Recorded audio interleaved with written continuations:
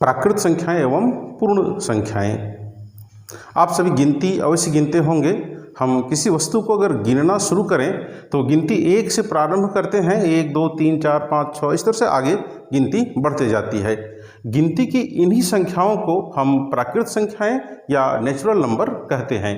तो गिनती की संख्याएं प्राकृत संख्याएं कहलाती हैं, जैसे 1 2 3 4 5 6 इस तरह से।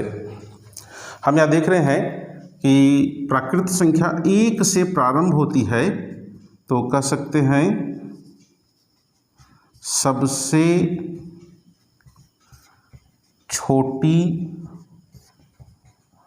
प्राकृत संख्या बराबर 1 होती है।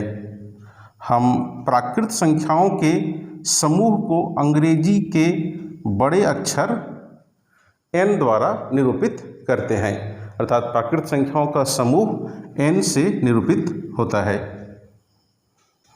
प्राकृत संख्याओं के समूह में यदि हम शून्य को भी शामिल कर दें तो इसे पूर्ण संख्या या होल नंबर्स कहते हैं। तो शून्य एवं प्राकृत संख्याओं के समूह को पूर्ण संख्या कहते हैं।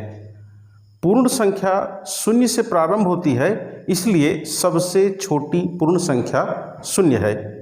और पूर्ण संख्याओं के समूह को हम अंग्रेजी के कैपिटल लेटर W द्वारा निरूपित करते हैं। अब हम पूर्ण संख्या और प्राकृत संख्या का कुछ तुलनात्मक अध्ययन करते हैं। तो सभी प्राकृत संख्याएं पूर्ण संख्याएं हैं, परंतु सभी पूर्ण संख्याएं प्राकृत संख्याएं नहीं हैं।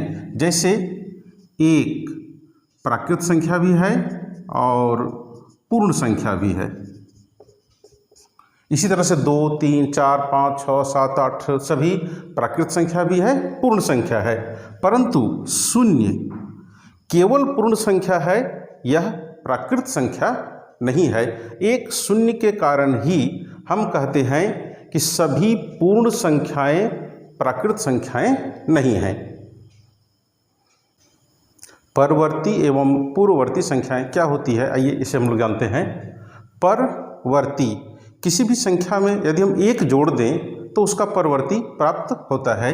जैसे 10 में 1 जोड़ दिए तो 11 प्राप्त हुआ, अर्थात 10 का परवर्ती बराबर 11।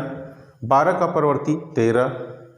99, तो 99 जोड़ 1 बराबर 100, तो 99 का परवर्ती 100 होगा। फिर इस तरह से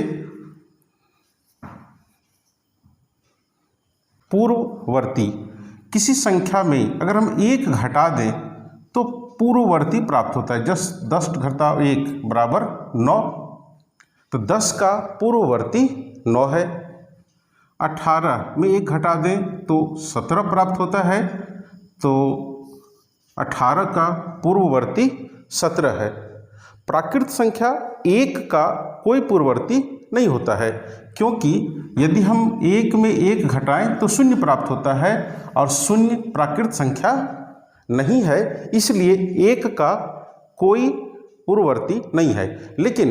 लेकिन यदि हम पूर्ण संख्या 1 लें तो उसका फिर पूर्ववर्ती होगा और वह होगा 0, क्योंकि 0 पूर्ण संख्या है।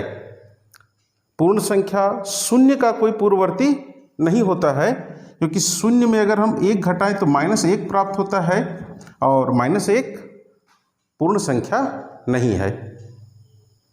धन्यवाद।